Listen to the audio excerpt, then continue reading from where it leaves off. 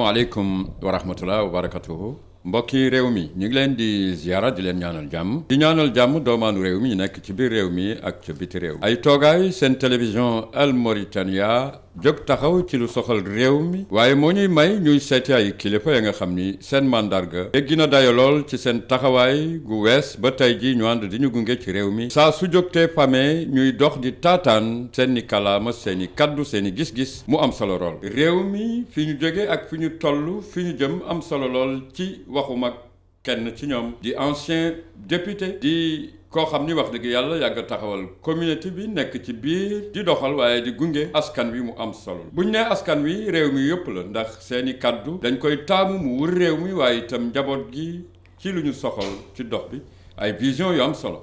kenn ci kilifa yi la ñuy seet si di l'honorable Cheikh Mbacké Fall ñu bëgg ko di ko ñaanal tey jii nag fi réew mi jëm ñu fas yéene taatam ay kàddoom mu am solo lool ci réew mi ñu nuyu ko di ko jaajëfal kilifa gi. asalaamaaleykum wa rahmatullah wa barakatuh. waaleykum salaam wa rahmatullah. bismillahi rahmaani rahim. maa ngi leen di gërëm di leen nuyu di leen sant di ci jiital seen njiit directeur télévision bi ak ñi mu àndal. ba ci ñi ne ci suuf ñoom ñëpp maa ngi leen di gërëm di leen sant di kontaan ci ñëw bii ngeen ñëw ci man. mbokk yi jërë ngeen jëf ñu sante ko yàlla dañuy dugg ci waxtaan wi di soxal réew mi kilifa gi ñu jàkkaarloog moom dinañu indil li nga xam ni noonu lañ ko fekkee mu xalaat ci réew mi boobu ba léegi bi ñu fi gëjee am lu bare lu dox ci réew mi ba tey jii ñuy wax lu mel ni dialogue waaye bala ñu ciy ñëw am na loo xam ni dinañ ko ñaan mu delloosi ko ci taxawaayu réew mi mën na am sax moo soxal li indi dialogue ñu déglu ko kilifa gi bu ñuy dellusi ci taxawaayu réew mi lan ngay. taxawaayu réew mi moo di li ci am maanaa fan yi moo di lii ñoo waajal jëm ci mbiru waxtaan wi nga xam ni waxtaan wu rëy la wu ñu war a door ci fan yii di ñëw wala semaine yii di ñëw mu di dialogue national nag wax dëgg yàlla bii yoon am nañ ci yaakaar lool am nañ ci yaakaar bu am maanaa ndax président bi ci boppam Mohamed Cheikh Ghazouani moom moo wax na ko ni wax dëgg yàlla problème mu réew mi ak question nationale yi daal moom xam ne dara du ko mën kii lu dul concertation ak dialogue et ku wax loolu nag wax dëgg yàlla wax nga lu rëy bon wax loolu parce que loolu moo amee réew ci dëgg-dëgg waaw mu teg ci itam ci biir feuille de route bi nga xam ne moo jëm ci dialogue bi wax ci ni moom de bu neexee yàlla incha allah dina taxaw ci résultat yi fu résultat yi pare ba ñu jébbal ko daañu tabax ay comité de suivi comité de suivi dina am yeneen structure yoo xam ne lépp li nga xam ne waxoon nañ ko ci dialogue bi daañu ko topp étape par étape bay taxawal ko loolu dolli na yokk sunu yaakaar ci li nga xam ni wax dëgg yàlla moo jëm ci dialogue bi ndax ñaari dialogue jot na fi jaar ñaari dialogue yooyu fi jaar fekke nañ ko wala fi demoon nañ ca ak yeneen askan yoo xam ne ci dialogue bi ñu woowoon nañ ñu waaye bu njëkk bi amul résultante amu ca ba ca des itam bi dialogue yi ñëwee dañ ko def ci biir tiroir boobu ba tey kenn waxu ci kenn génnewu ca dara kon yooyu yëpp kon dialogue yooyu amuñu benn njëriñ parce que lañ ca waxtaan waxe ko amaluñu benn ndax kenn génnewu ko kenn appliqué wu ko waaw moo tax ñu am yaakaar ci dialogue bii nga xam ne woote na ko waaw dialogue bii nag nun gannaaw bu ñu gërëmee président de la république ba pare wax dëgg yàlla nu ngi ñaan ñii nga xam ni ñoo ne ci réew mi yëpp ñu amal ko ñu may ko fayda jàpp ci taxawal ko rawatina nag askanu wolof waaw nañ ci def seeni fayda nañ ci def seen nañ ko may gëddam nañ ci taxaw dégg nga ñu waxtaane ko ñi nga xam ni ñoo ñuy toogalee ca dialogue ba et ñu di ñoo xam ne xam nañu mbir mi xam nañu réew mi lu di ay mbiram et ñu dem ca taxaw ci di góor ak jigéen wane sunu taxawaay ci réew mi. voilà kilifa gi doguma la wante ci loolu laa doon ñëw ndax taxawaay la. ni ñu comprendre réew mi ak yi ciy xew. dañu gis ni wax nga fi léegi la communauté wolof exactement te nga bokk ci biir xam ci dara itam yàgg taawu mbir yi démb te tey dikkul exact alors bu ñu la déggee ngay wax dañu compter vraiment ci dialogue bi te am nga ci yaakaar lan ngay njaax mbokk yi ci. participation ak représentative. li ñuy wax moo di ñi nga xam ni daañu leen woo ci dialogue bi wala daañu dem ci dialogue bi nañu doon ñoo xam ne ñu nekk à la hauteur la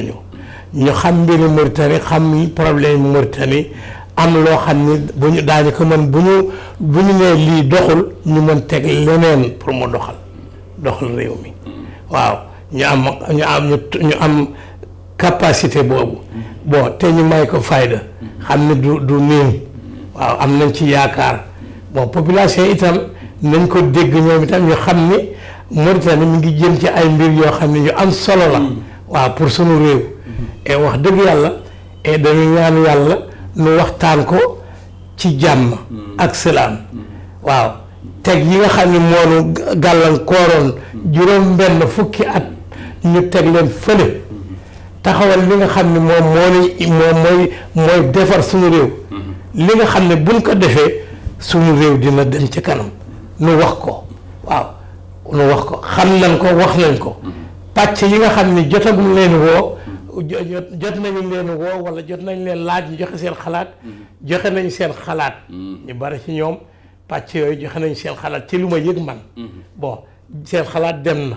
waaw liñ ci waxee lu jub la waaw léegi nag dem taxaw di argumenté défendre ko kii ko bay mu yegg fa mu war a yegg loolu la ñu soxla ci nit yi waaw ñu ngee woo ñëpp waaw ñu ngee woo ni ñu ko wooyee ci wolof yi lañ ko wooyee ci yeneen askan yi ñu ñëw taxaw ndax réew mi dañu ko bokk waaw comme dañu ko bokk nag dañuy taxaw wane ni dañu ko bokk nu waxante ko waaw nu waxante ko waaw nu waxante ko ak ñi nga xam ni ñoom la ñu digaalal ñi nga xam ne mooy système bi waaw système bi ñu taxaw moom jàkkaarloo moom face à face wax la li nga xam ni moom moo doxal ci réew mi mooy indi gàllankoor yi yëpp. dégg ngeen mbokk yi kilifa gi fu mu daanelee léegi lépp rek taxaw ci fànnu boo bokkee ci mbir da nga ciy taxaw boo amee place fenn da ngay dem nga occuper ko waaye bul ko bàyyi vide ëllëg nga topp ci di daw loolu. nekk na loo xam ni en tout cas dégg nañu le contraire ci kàllaamay kilifa gi mooy askan wi nañu bokk xeet yi itam nga xam ni ñoo nekk ci yu wuute yi nekk ci réew mi nañu dem participer ci dialogue bi mu am solo lool mais kilifa gi da nga fi delloo si depuis 50 ans réew mi taxaw ak yu bare yoo xam ni vraiment mi ngi fiy dox. ani lan nga xam ni bu doon sa sago du am exactement. ana itam lan nga xam ni. bu doon sa sago ñu dugal ko ci dialogue bi mu nekk ay points importants yoo xam ni mosuñu ko régler ci réew mi ndax am na wala. ci sa xalaat am na kay. réew mi sunu réew la ñu waxante ko waxtaane ko taxawal ko jox ko ki nga xam ne moo jiite réew mi wax ko ni que lii moo di sunu bëgg-bëgg lii moo di doxal sunu réew moo di depuis 1966 ak tey sunu réew amul jàmm. dégg ñu jóge ca ba ñu arabisé moo di ba ñu defee langue arabe waaw sunu réew amul jàmm bon langue arabe bi aussi nun bañunu ko nun arabe duñu ko bañ bëgg nañu langue arabe waaye langue arabe bi rekk doyul waaw langue arabe bi rekk doyul su fekkente ni ñoom dañu ko def pour féete yoo ko li ñu féete yoo arabe bi imposé ni ko nun loolu doyunu waaw duñu ko nangu itam loolu mënuñu ko nangu ndaxte nun mi ngi noo delloo gannaaw arabe bi moo nu delloo gannaaw nëbbuma ko nun dañuy jàng arabe jàng français parce que lu ñu fi essayé leneen du dem waaw français sunu patrimoine la complexe wunu waruñu complexe ci arabe yi waruñu complexe ci français bi du affaire complexe bon arabe bi ligue arabe bokk ligue arabe warul tax nga bàyyi benn ay pàcc ci sa réew ba sa réew bëgg a na sax bëgg sa réew bëgg a daanu sa réew bëgg a yàqu bon nañu def arabe bi def français bi ñëpp gis ci seen bopp réew mi dellu égalité équité am équité waaw nu doxal ko jàngale français jàngale arabe mais kon foofu da nga bëgg a wax am na doomaanu réew mi bari yi loolu di sànq l'arabisation waaw arabisation bi moo tax nu dellu gannaaw nous avons vu que nous au sein du système bi am bi suñuy njaboot tekkeetuñ ci doonatuñu te ñun itam on nous a déjà colonisé la ligue arabe hatta zaat ànd nañ ci waaw mais nun bu amee ñu ko bëgg it ñoom bëgg nañ ko nun bëgg nañu arabe mais dañu bëgg ñu tegal nu français ñu sax nu gis ki suñu bopp ñoom seen aspiration réglé nañ ko nu nu réglé suñu aspiration est-ce que d'accord nga ni mën nañ ko teg ci table dialogue bi lii exactement mu nekk un point dañu koy teg bu neexee yàlla bu fekkente ni amul benn gàllankoor te kenn waroon wax bu leen wax kenn nu woo nit ba pare ni ko bul wax waxal sa soxla lii la ndaqal li tax lii ba te loolu moo bloqué réew mi nañu ko def buñ ko defee bu ñu defee lii ma wax waaw ñu bare wax ko ñu bare gis ni bëgg nañ ko naar yi ci seen bopp bëgg nañ ko fii may wax ak yow Ndar amatul kër gu ñu góoluyee ndax étudiant mauritanien yi ndax doomaanu réew bi yëpp a jébbu nañu seen doom ñi ca Ndar ñuy jàng français dégg nga les maisons à Saint-Louis sont devenues très chères pour nga am maison sax luye ko sax jafe na ci Ndar waaw ndax seen réew jàngalewul lii kon nag nanu delloo si ñu ngi def kii arabe mais ñu ngi jàng français fu nekk di ko fa wuti kon nañ ko balaa ñu dem di ko wuti di ko jëggaani feneen nañu taxawal loolu mu di lu officiel ensuite léegi naka muy loolu mën a am boo waxee yow ñun la maay rasmiya boo waxee ñu te wax français wax ñun la maay rasmiya loolu fuñ ko teg dañ lay coller étiquette ñu coller ñu la maay rasmiya waaw ndax lu tax officielul waaw léegi nag nun duñu citoyen de seconde zone nous sommes des Mauritaniens à part entière comme les Maures comme les Arabes berbères je veux dire dégg nga kon itam nun doon am suñu cër li nu bëgg pour réew mi am jàmm pour ñu defal nañ ko def réew mi régler problème am jàmm am ci réew mi te dama la wax ni la bu ñu ko defee tout le reste sera facile à régler ensuite on va passer au règlement de toutes les crises dans la paix ci jàmm ak salaam ak équité waaw mu leer ñu waxante crise ñu réglé ko ñu jàll beneen crise ñu réglé ko waaw crise 66 crise de 88 87 88 ba 91 crise 89 yëpp ñu réglé ko nun ay nit lañu Mauritaniens dofuñu alhamdulillahi rabbil alamin nit yu aaqal lañu waaw nit yu am bopp lañu am xam-xam lañu waaw ci cosaan nag tey les Mauritaniens di ñu weex ñi di ñu ñuul yi dañu aaqal dañu am xam-xam effectivement waaw suñuy maam dañu jàng waaw di ñu weex ñi di ñu ñuul ñi waaw suñuy maamaat dañu jàng waaw kon duñu ay dof seen i doom ak seen i sët dañu jàng macha allah buñ ko defee régler ko crise par crise département par département secteur par secteur waaw bëri suñu réew dellu ci jàmm soxlootuñu affaire extrémiste ñii jëm ni soxla wuñu loolu yooyu sax nañ ko teg fële unité la ñu soxla ba nu régler suñu ensuite laal nga mbir mi unité nationale c'est galvaudé foofu laa bëggoon jël unité nationale c'est galvaudé lu nekk unité nationale du am te équité amul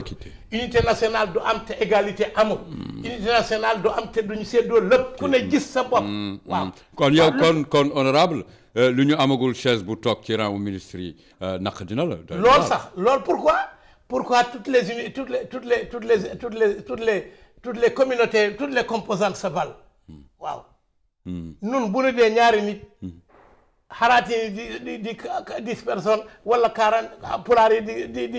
di 25 liggéey yëpp ñoo yem toutes les composantes nombre bi du compter dans ce pays c'est spirituel amul l'équité est waaw c'est une parce valeur que bëgguñu ñëw sax ñii ñoo ëpp ñii ñoo ëpp effectivement c'est pas notre yarahmu le président Makhtar Ould Daddah bi mu ñëwee baat ñëpp ñu ngi bokkoon ñëpp a ngi àndoon te booba la ñu gënoon néew ay cadre indépendant nañu toog nañu presque ñaar fukki at ñu ngi soxla ay cadre waaw kon bu ñu demee ba yàlla defal nu tubaarkàlla suñuy doom jàng et suñuy doom jàng métier jàng yëpp tubaarkàlla ñëw ci réew mi dañu yaakaar ni dañu war a ku ne dugal sa loxo mais ñu dem jamono rek gis rek nun gaa ñu ngi mel ne nun bokkatuñu ci réew mi waaw kenn booleetuñu bokkatuñu ndax bokk moo di da ngay bokk ci fopp fa ñuy nase waaw da ngay bokk ci fopp waaw les miettes nun soxla wuñu ko parce que nous sommes partie intégrante de la République wolof yi man mii di wax ak yow bi indépendance amee sama maam doon chef de village yu Garak moom la Maxtaar Dada woo mu ñëw palais de la République ak mbooloom kilifa yi Mauritanie ñi fi baax ñëpp ñu toog foofu. boobu daan na am. chef de village yi. est-ce que waaw. booba lui il était chef de village. Oui, vraiment. Mais il était le notable désigné pour ça. Il est venu ici. Le président Maxtaar a invité chef yi mag yëpp religieux comme guerrier yeneen tribu yi ñu ñëw ci palais bi ñu jàng alxuraan ñu ñaan ñu suul seeni yëf fii ci palais bi de la République fii Xazwaan yi nekk actuellement waaw ñaanal réew mi mu defar leen seen ku ne ñibbi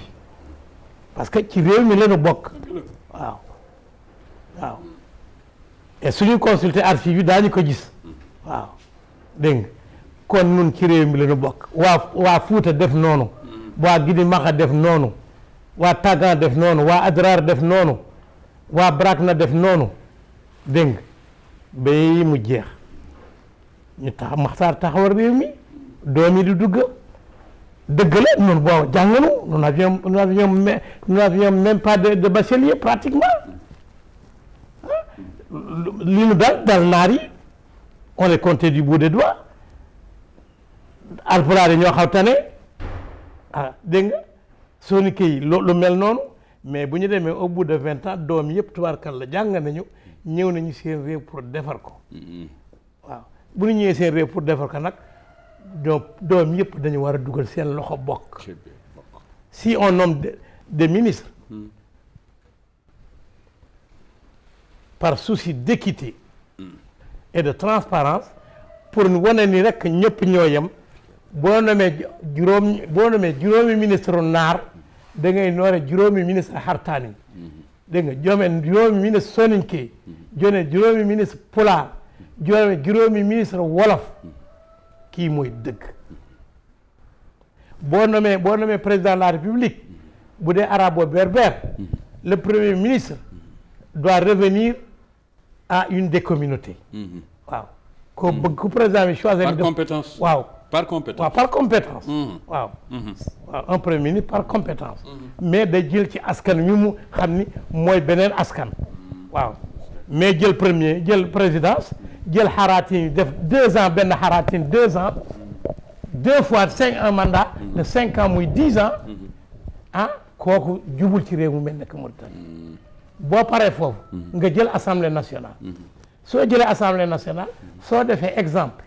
le président de l'assemblée nationale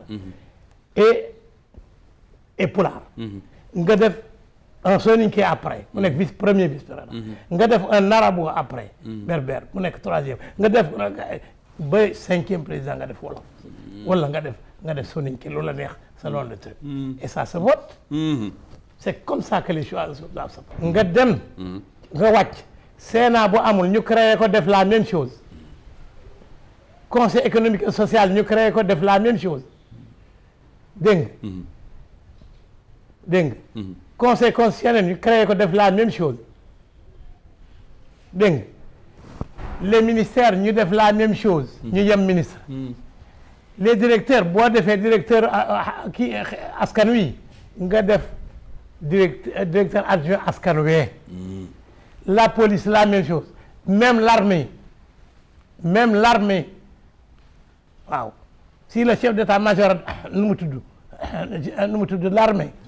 mi ngi bokk bii composante ñu jël le chef de la garde def ko beneen composante jëf le chef de la gendarmerie def beneen composante def le chef de la marine beneen composante def le chef de l'aviation beneen composante yëpp ay officiers supérieurs kon réew mi dina nekk ci loxo ku ne dina dugal loxo dégg nga te réew mi ku ne dina bàyyi xel te dina leer dana neex itam waaw day neex day leer ndax dëgg moo baax lu leer indi koom waaw lu leer indi koom waaw te day doon lu dëgg parce que aussi nous avons nos réalités nous-mêmes waaw dañu am sunu réalité sunu réew dafa am réalité war ñu jéggaani bu ñu essayé leneen loolu doxul mais nous essayé lii dëgg la selon nos réalités ñu nous gérer sunu réew selon nos réalités waaw et c'est pas difficile à faire waaw su amee yenn kii sax ñu insérer ko ci constitution bi mu nekk loo xam ne mi ngi fi du dañ mukk waaw et on l'appliquera tout inchallah waaw dans un pays comme la Mauritanie loolu lu mbir mi war a demee dëgg nag neexul benn askan dem bay nu tey sax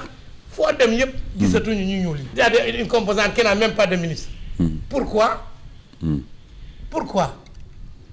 les Wolofs ne sont-ils pas partie intégrante de la Mauritanie les Wolofs n'ont pas de cadre les Wolofs ne sont pas mauritaniens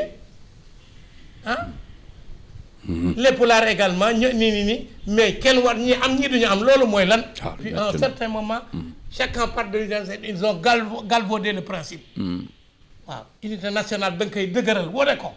gis nga dañu war a seet loolu def ko nu mu jegee noonu ñu bind ko ci constitution police dañ ko war a seet defaree ko noonu moom itam waaw ñu seetaat nit yi seetaat doom yi fay dugg seetaat ñi leen yëre seen formation waaw ñu jàngal leen ñu respecter droit de l'homme waaw ñu jàngal leen ñu respecter circulation routière ñu jàngal leen ñu xam enquête xam investigation. donc da nga gis ni formation yi daal demul noonu parce que à la police xoolal la police ñu mën a indi at yi mu weer yi ñu mujj rek bon parce que police bi dañ leen war a former waat ñu il faut ñu relever niveau pour former un vrai bac tu fais nga def agent wala nga def inspecteur avec une bonne formation nga génn waaw un commissaire mu def avec une maîtrise wala une licence mu def ñu former ko mu génn principe yëpp mu jàng ko waaw lu waral dóor yi lu ko waral moo di parce que xam mënuñu def enquête mënuñu def investigation te dóor warul am un citoyen est un citoyen on doit le respecter police warul ñëw ci ay nit rek ñëw rek jël yar rek daal di dóor ou la gendarmerie day ñëw d'abord calmement avec respect pour ñu respecter ko moom le respect du corps le respect de la tenue le respect de la république waaw mu wax li muy wax bu ñu bañee mu kii leen tuuti pousse tuuti randu leen def leen nii waaye du ñëw rek di dóor rek di kii ak di maltraiter les citoyens et les autres dégg nga loolu rafetul bu ñu paree ñu jàll ci télévision bi télévision nationale et privée ñu bokk ko ni ñu bokkee yeneen yi à la télévision on a utilisé les mêmes programmes le partage doit se faire entre les cinq composantes waaw Wolof Soninké Naar Pulaar yëpp ñu répartir ko def ko ñu yem nombre d'horaire et qui parle de télé parle de temps et de contenu ñu yem le même contenu le même programme ça va permettre une intégration parce que en Mauritanie 60 ans après il n'y a pas cette intégration là et c'est ça qui nous cause aussi beaucoup de problèmes loolu moo ñu indil yi problème dégg nga télé bi ñëpp a yem ci je te donne l'exemple du Tchad jàppal rajo télé Tchad tout de suite tu vas voir quand ils font un journal en français c'est le même journal qu'ils font en arabe il y a des arabes ñu def ko noonu mu yem ñëpp a yem bon nga jàll les télévisions privées mais pourquoi on donne des licences d'exploitation des télé privées à certains et pas aux autres au nom de quoi pour plus d'équité waaw doyen est-ce que yii yëpp am nga yaakaar ni dialogue bi mën na ko régler bu ñu d'accord ci principe yi ñu wax ko parce que lii ma leen wax man jëm ci langue yi nit yu ñuul yi ci bare moom la ñu bëgg naar yu bare moom la ñu bëgg même s'ils ne veulent pas le dire ñoom la ñu bëgg parce que tous leurs enfants étudient le français ailleurs dans d'autres écoles et ils payent très cher les pauvres qui n'ont pas chez le naar ñoom ñoo am problème ñu ngi wuti à français fu nekk ñu ngi dem ndar fu nekk di wuti français dégg nga kon nag ñun itam loolu nañ ko def ñëpp bokk ko ñëpp yem ñu doxal ko sunu réew dina dem ci kanam waaw réalisation yi teewe nga ko réew mi ngi dox waaw réew mi am na réalisation président bi mu ñëwee yoon wu jëkk waxoon naa la ko ni la président Mohamed Cheikh Ousmane dafa daje ak Covid daje ak espèce de crise bu am ci àddina au niveau monétaire économique yooyu bon léegi mu ñëwaat deuxième mandat ñëw na mi ngi am na yu mu wax don dialogue bi promettre na ko mi ngi ci bon investissement yi mi ngi koy def waaw mais investissement yi aussi na bàyyi bët na am inspection na am contrôle parce que quand on sort 5,7 milliards alloués à la jeunesse alloués à la santé et tout ça à la santé à tous les secteurs il faut que le président soit vigilant mu yabal ay inspecteurs am du moom mooy dem mais day yabal ay nit yu wër yu am formation ñu dem di contrôler xaalis bi fan la dugg est-ce que ñëpp jot nañ ci est-ce que tout le monde a reçu est-ce que toutes les wilaaya jot nañu ci millions yooyu milliards yooyu ñu defar ñu ku nekk defar gox bu nañu defar fa dégg nga kooku lu am solo la ci réew waaw bon gannaaw réalisation yi mu jëkkoon def ci taxawdaat waaw ak beneen bi Taazour yooyu mu defoon c'est de bonnes choses mais tout ça mérite un suivi rigoureux voilà, parce que entre parenthèses j'en profite parce que les Mauritanie la Mauritanie xam na jënd lu bees xam na def goudron bu bees xam na def école bu bees xam na def infrastructure yu bees mais il y a jamais de suivi je te donne un exemple lequel la CNAM le président l'a créé wax yër c'est une très bonne affaire mais il n'y a pas de suivi je n'ai jamais vu à la télévision un bilan de l'évolution de la CNAM depuis qu'elle a été créée où il y a les consommateurs où il y a les pharmaciens où il y a l'administration où il y a à la télévision que l'on dise ce qui va, ce qui ne va pas. Hein? Quand tu vas dans une pharmacie, tu as 5 médicaments que le médecin t'a prescrit. Chaque fois que tu es dans une pharmacie, tu t'en sors au maximum avec 2 médicaments. Ils te disent toujours qu'il n'y a rien. Toutes les pharmacies. Alors que le président a mis de l'argent là-dedans. Surtout avec le CAMEC. Avec le CAMEC. Alors donc nous, on ne comprend pas. On est victime, les consommateurs, les citoyens sont les victimes de ce truc, alors que le président l'a fait pour améliorer la santé de ces citoyens, de ces citoyens. Merci. Waaw. Merci mbokk yi ñu ngi wéyal ci di dugg suñu pàcc bu mujj dafay baax nag bu ñu toogee ay kilifa nga xam ni di sant yàlla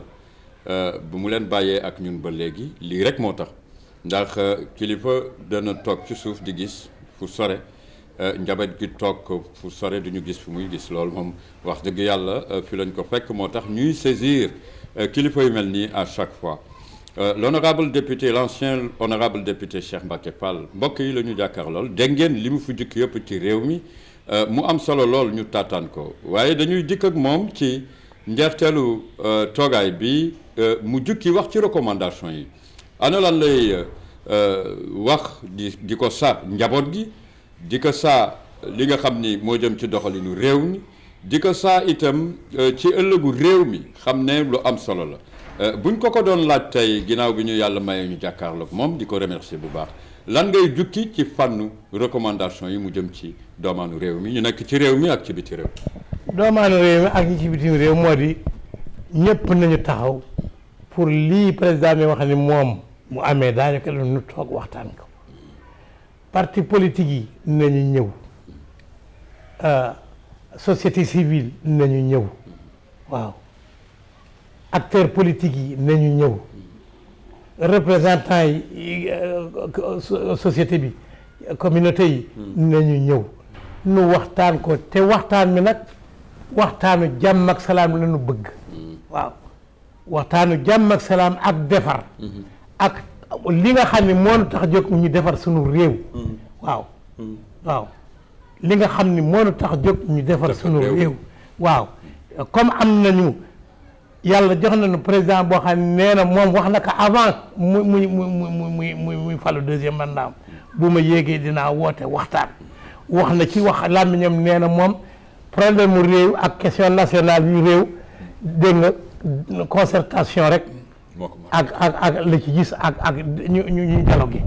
dialogue et concertation waxaat ni bu jeexee le suivi dina ci taxaw ba ñu def ko kon ngalawaay benn parti politique benn société civile benn citoyen bu ñu woon ñëwal jox nu sa xalaat ñu waxtaan ci réew mi li ko jëmale kanam te li ko jëmale kanam man leen yomb na de am na loo xam ne moom buñ ko defee maa la wax ca ëllëg sa la lendemain fu Mauritanie nekk xolam dina daal fu Mauritanie ne xolam dina daal askan yëpp waaw toute ethnie confondue toute composante confondue waaw et loolu laa amoon di ko wax bon parce que lii buñ ko jukkee pardon bay mu féete boor yeneen yëpp daañu ko topp benn par benn dafay ratax waaw yëpp day jaar yoon nu waxtaane ko nu toogaat ko waxtaane ko autour d'une table les crises ñu réglé ko leneen veuve yi ñu réglé dans la paix et la transparence waaw dégg nga am na yoo xam ne bëggoon naa ko wax waaye rek na ma waaye ci lii ma wax yëpp mi ngi jëm ci loolu drapeau bi changé nañ ko waaye noonu de sunu drapeau bi woon moo nu gënal woon parce que lu tax mooy sunu patrimoine moom sunu indépendance waaw parce que li mu bokk ci Trarza li xam nga Trarza taxawu nañu raay réew mi waaw ci ndorteel ak ba ci drapeau bi ba ci hymne national ba fi nekkoon loolu nga bëgg a wax déedéet dama ko c'est un truc national mais ni mu mel c'est un patrimoine national nu war soo ba garde loolu waaw mu mel noonu mu mel rek ñu bàyyi ko noonu mu mel na nataal yu xonq yi hymne national buñ ko defee itam ñu seetaat ko waaw ñu seetaat ko ñaay ñëw kii ko def ko ci langue yëpp ñëpp a xam ko ci pulaar ci soninké ci lépp beneen bi moo di la monnaie on a vu ces dernières années qu'on ne met que des dromadaires et des trucs c'est vrai ce sont nos dromadaires c'est notre patrimoine mais avant il faut mettre le patrimoine des autres aussi il faut mettre un épi de mille il faut mettre il faut mettre une pirogue sur la monnaie il faut mettre nos mines les images de nos mines sur la monnaie pour que voilà l'unité nationale waaw dégg nga sur la monnaie dégg nga ak banati yooyu dañ koy woyofal mais yu am maanaa la nu bokk ci réew di jékki-jékki ba mu yàlla nu génne sunuy gaal génne sunuy épidémie génne sunuy nu mu leneen kooku rafetul réew mi dañ ko bokk te nit yi na nga xam ni Mauritanie dañu ko bokk Mauritanie du benn France moo ko moom Mauritanie dañu ko bokk et nous ne cesserons de le dire waaw ba yàlla def mu am Mauritanie dañ ko bokk dañ koy bokkoo waaw kàddu mujj nga tàggu ak mbokk yi góor gi ñu ngi lay ziara l'honorable maa ngi leen di voilà maa ngi leen gërëmaat directrice su télé bi ak ay collaborateurs yi mu nekkal et di gërëm ñëpp di gërëm waa réew mi di leen sant ñu jéggal ma ci ni ma waxe parce que li ma wax dama wax li ma yaakaar ni buñ ko defee sama réew dina jëm ca kanam waaw du leneen waaw amul dara lu ci taq loo xam ni dafa jëm fii wala dafa jëm faa yàlla mi ma tiim xam na ni lu defar laa cee soxlo waaw xalaat beneen bu ñëw yokk yi mu dëgër réew mi jëm ca kanam it bañuñu ko waaw incha allah yàlla yàlla defal jàmm def ko ci réew mi sàmm nu sàmm suñu réew bon defal nu jàmm defal ko réewu Palestine waaw parce que c'est un palier ci au niveau international boo xam ni palier la boo xam ni bu nu jógee tey mi ngi nu metti te Palestine ni mu mel nii rafetul Palestine ni mu mel jekkul neexunu dañu jaay doole waaw le gouvernement israélien mi ngi nu jaay doole ñoo ko américains yi waaw waaye nun nañu ko dox ak xel bay Palestine taxaw waaw li leen metti ñoom Palestine metti nanu li leen naqadi nanu ndax ay composants comme ñun lañu waaw ay jullit lañu waaw ay nit lañu waaw droit de l'homme dañ ko war a seet ci foofu waaye nag àddina bi ni mu demee moo tax waaw waaye nun nanu taxaw te nu ñaan yàlla principe bu 2 états bi mu des mu doon lu effectif waaw tey ci suba dégg naa Macron mi ngi Nations Unies ñu ngi seet jéem taxaw pour ñaari état am waaw et président yi France yi fi jaaroon boobu maa nga fa avant Chirac le président Mitterrand kii le président nu mu tudd le président nu mu tudd ak président bii taxaw nañu pour loolu taxaw waaw il faut mu am ñaari état waaw 2 états waaw la Palestine et l'état d'Israël jàmm am jàmm ni ñooy àddina bi dox ci jàmm waaw ku ne dem ak sa idéologie ak li nga gëm yàlla taxawu Palestine allahumma amin allahumma amin yàlla na yàlla taxawu réewu Palestine ndax ci njaboot gi la tolof bu ñu nekkee dana àddu ci réew mi rawatina ak ci kàllaamay kilifa gi ñu jàkkaarlool di l'ancien député Cheikh Mbacké Fall mbokk yam di jàmm yi dégg ngeen kàddu yi nga xam ni jukki na ko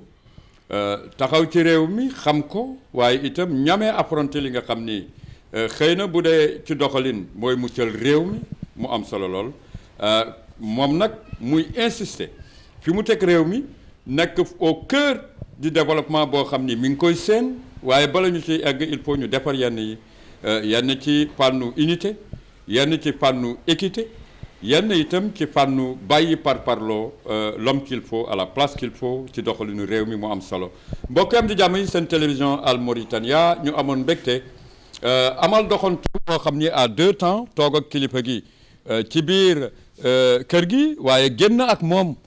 ci nawet gi am na solo lool gis ngeen ko nii ak vraiment sa bravoure ak son hospitalité ak fi mu ñuy yóbbu ci taxawaayu maguwaalo yi ci arñ ak ci fugg ak ci wax dëgg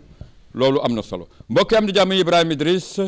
àndoon ak son capitaine le meilleur des caméramans ñu jox leen cër di leen ñaanal asalaamualeykum wa rahmatullah wa barakatuh